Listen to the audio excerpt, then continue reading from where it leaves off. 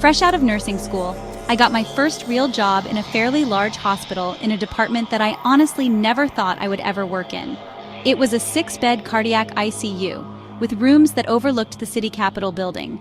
It was a very nice unit, and I started out working 12-hour night shifts. The hospital I worked at had 4 other ICUs that were always full, so my unit always ended up being code bed, meaning if someone was arrested or went downhill fast, somewhere around the hospital, they came to us. I had been working there for a year, and I was no stranger to death. Each patient of mine who had died on my shift was usually already on their way out. Their families were by their side, the DNR order was signed, the funeral home was already picked out. It was rarely ever a surprise. In fact, the only time I was ever needed to do CPR on my shift, it was not even in my department. So I went on a nice long 2-week vacation, got engaged, and had a beautiful tan. On my first night back, I received a report from the day charge nurse.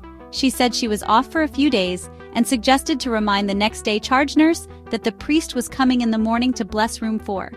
I thought she was kidding at first, but she was serious. Apparently, while I was on vacation, every patient who was admitted to that room had died. But this came as no shock to me. People died often in our department, and it being a very religious institution, having a chaplain for almost every department, I just shook it off.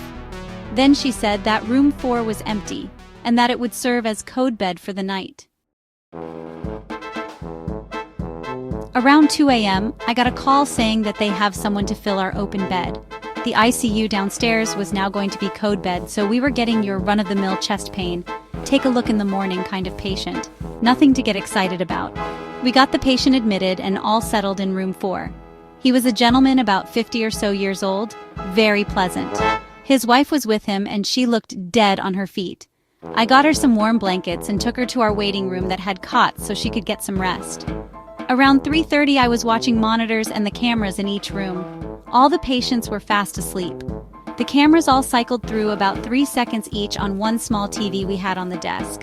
Room 1 was fine, room 2 was fine, room 3 was fine, room 4, there was someone in there. It cycled too quickly for me to get a good look, and the doors to the unit were locked. Maybe the other nurse let his wife back in? I walked down the hall and glanced inside. There was nobody. I shrugged it off. It was late. I was tired. I was probably just seeing things. I went back to the desk and continued watching the screen. Room 1, room 2, room 3, room 4. I was not imagining anything. There was someone in room 4.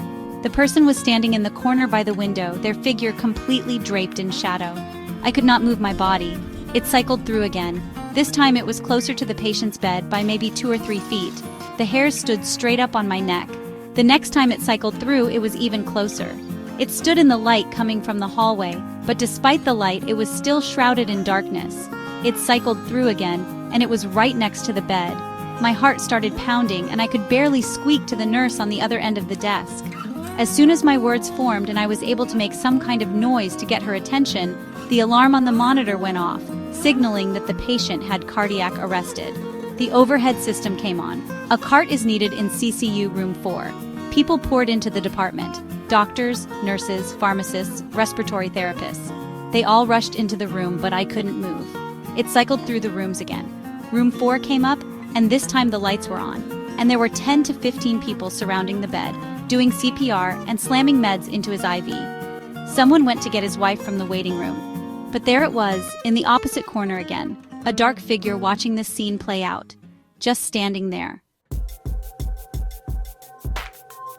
The man died of a heart attack. Room 4 was blessed that morning, right on schedule, and I put in my 2 weeks' notice.